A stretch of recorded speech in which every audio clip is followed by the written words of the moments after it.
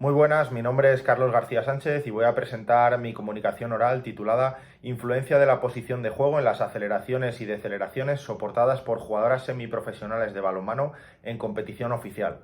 Estudio de una temporada completa mediante sistemas de posicionamiento local. Bien, pues en primer lugar deberíamos hacer un breve recordatorio sobre el balonmano como deporte. Deberíamos recordar que es un deporte que tiene una naturaleza intermitente y que se caracteriza por repetir acciones de alta intensidad como saltos, lanzamientos, sprints, cambios de dirección, y además estas acciones técnico-tácticas se suelen producir en constantes situaciones de desequilibrio o de contacto contra los adversarios. Además, dentro de esta modalidad deportiva encontramos diferentes posiciones de juego, como pueden ser las pivotes, primeras líneas, extremos o bien las porteras, y estas posiciones tienen diferentes requerimientos, lógicamente a nivel técnico-táctico, lo que impacta directamente en sus demandas físicas durante la competición. El hecho de poder conocer estas demandas físicas en profundidad nos ayudará a optimizar de una mejor manera el entrenamiento. De hecho, si profundizamos un poco más en aquellas acciones técnico-tácticas que son determinantes para el rendimiento en esta modalidad deportiva, observamos, y además la literatura científica así nos lo corrobora, que hay una capacidad básica o dos capacidades básicas como son la aceleración y la deceleración, la capacidad de acelerar y frenar, que resultan imprescindibles para alcanzar el máximo rendimiento en balonmano, ya que se asocian a acciones de transición, de contraataque, a acciones de finta o de cambio de dirección. Sin embargo, a pesar de la importancia que tienen en nuestro deporte, estas acciones han sido poco estudiadas en la literatura y aún más en deporte femenino, en balonmano femenino. De hecho, si profundizamos en esa evidencia científica disponible sobre las demandas físicas en balonmano, lo que observamos es que la gran mayoría de los estudios están centrados en balonmano masculino y que tenemos muy poca evidencia científica sobre las demandas físicas en competiciones oficiales en balonmano femenino. Por tanto, debemos ser muy cautos y tener extremada precaución a la hora de interpretar los resultados de estos estudios realizados con jugadores masculinos para poder prescribir o gestionar la carga de entrenamiento en equipos femeninos. Es decir, no podemos extrapolar los resultados del deporte masculino hacia el deporte femenino.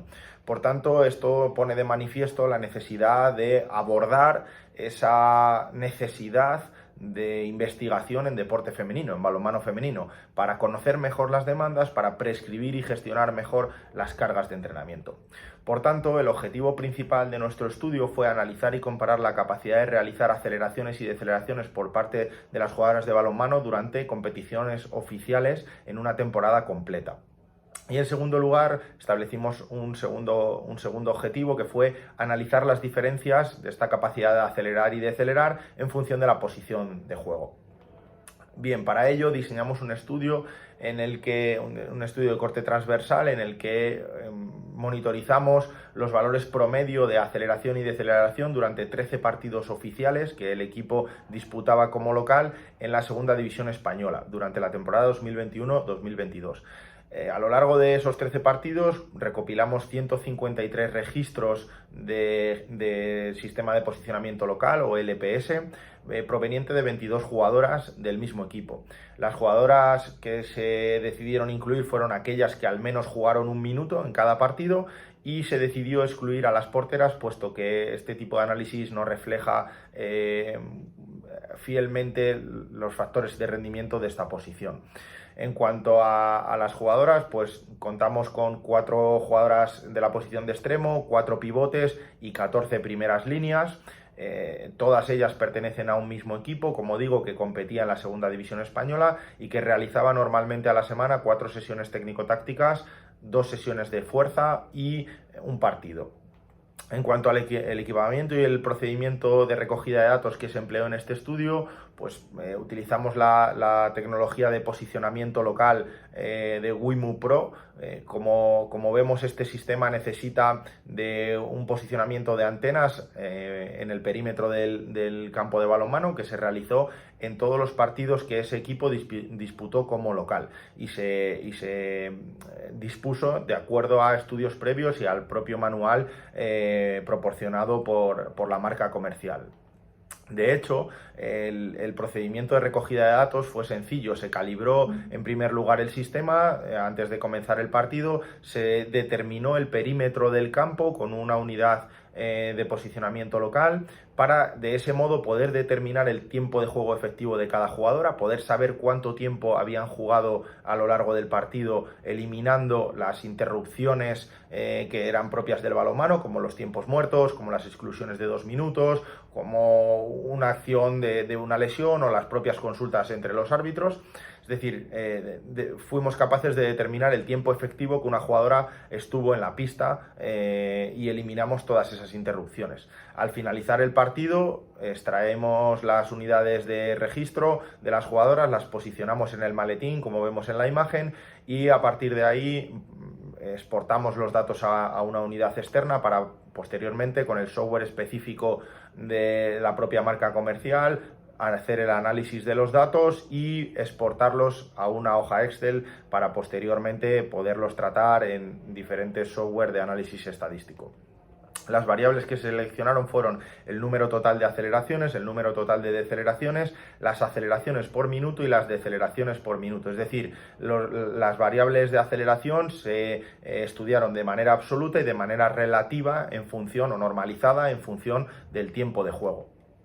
Para el análisis estadístico se aplicó la prueba de Kolmogorov para estudiar la distribución normal de los datos, la prueba de Leven para ver la igualdad de varianzas y luego para establecer si existían diferencias en función de la posición de juego realizamos una ANOVA de un factor seguido de las pruebas post-hoc correspondientes.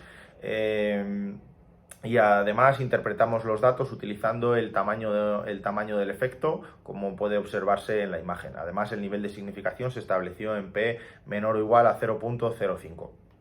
En cuanto a los resultados, observamos que el número total de aceleraciones fue diferente, de aceleraciones y deceleraciones fue diferente en función de la posición de juego. Concretamente observamos que las extremos realizaron mayor número de aceleraciones que las primeras líneas y las pivotes, y además las primeras líneas también realizaron mayor número total de aceleraciones que las pivotes. En cuanto a las deceleraciones, tanto las extremos como las primeras líneas realizaron un mayor volumen total de deceleraciones que las pivotes. Sin embargo, no hubo diferencias en el volumen total de deceleraciones entre extremos y primeras líneas. En cuanto a los resultados normalizados en función del tiempo de juego, en función del tiempo efectivo, lo que observamos es que los resultados son contrarios al volumen absoluto o el volumen total. Aquí lo que observamos es que las primeras líneas realizaron un mayor número de aceleraciones por minuto que las extremos y las pivotes y también realizaron un mayor número de deceleraciones por minuto que las extremos. Es decir, esta posición, las primeras líneas, tuvo una mayor incidencia en aceleraciones minuto, deceleraciones minuto que el resto de posiciones. Si comparamos estos estudios, nuestros datos con otros estudios o intentamos buscar explicaciones a los resultados obtenidos, lo que interpretamos o lo que nosotros interpretamos es que las extremos realizaron un mayor número total de aceleraciones, dado que su participación en el contraataque es mayor con respecto a otras posiciones, a las primeras líneas o a los pivotes, tal y como nos indica la literatura científica. Es decir, las extremos participan más en el contraataque, por tanto parece que tiene sentido que tengan un mayor volumen de aceleraciones totales.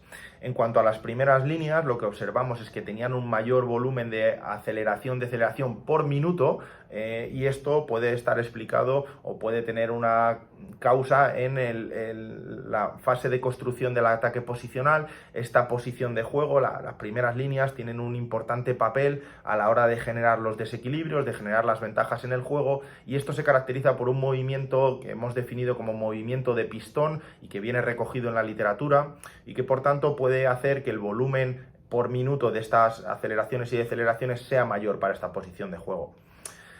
Sin embargo, si comparamos estos datos nuestros con la literatura científica, parece que van un poco en contra, puesto que en otros estudios previos realizados con la misma tecnología no se hallaron diferencias por posición en el volumen total de aceleraciones y deceleraciones por partido. Sin embargo, esta diferencia con respecto a nuestros datos podría deberse a dos factores. El primero es que la muestra tiene características distintas, puesto que en este estudio que citamos los jugadores son hombres y son de élite, y en nuestro caso son mujeres y son semiprofesionales, es decir, el primer factor es el género de la muestra y el segundo factor es el nivel competitivo. Esas dos variaciones podrían explicar esa discrepancia de resultados. Por último, hemos encontrado los valores más bajos de aceleración y deceleración en la posición del pivote, igual que sucede en estudios previos realizados con balonmano masculino. Además, esta información o estas diferencias se acrecentan conforme vamos observando las aceleraciones de alta intensidad. Es decir, parece indicar que este patrón o esta capacidad de acelerar, decelerar no es tan determinante para esta posición de juego. En cuanto a las conclusiones, diríamos que nuestro estudio manifiesta que existen diferencias significativas en el volumen de aceleraciones y deceleraciones en función de la posición de juego. Siendo más específicos, podríamos decir que los extremos realizan un mayor número total de aceleraciones y deceleraciones, seguidas de las primeras líneas y las pivotes. Por el contrario, las primeras líneas soportan un mayor volumen de aceleración y deceleración por minuto.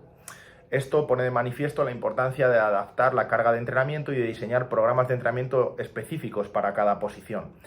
Y con esto damos paso al final a las aplicaciones prácticas que nosotros creemos que entrenadores y preparadores físicos deberían incorporar diferentes métodos de entrenamiento con el objetivo de que las jugadoras mejoren esa capacidad de acelerar y decelerar para hacerlo de una forma más segura y más eficiente, que les ayude a incrementar su rendimiento y también les permita reducir el riesgo de lesiones de gravedad, especialmente lesiones de rodilla en mujeres.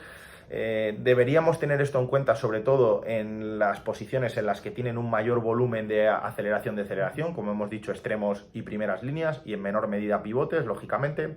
Y también deberíamos tener en cuenta, o entrenadores y preparadores físicos deberían tener en cuenta esta información para diseñar programas de entrenamiento de fuerza que mejoren la capacidad de las estructuras musculoesqueléticas para soportar estas acciones tan intensas desde un punto de vista musculoesquelético. Sin más, agradezco su atención y espero que les haya resultado interesante la comunicación.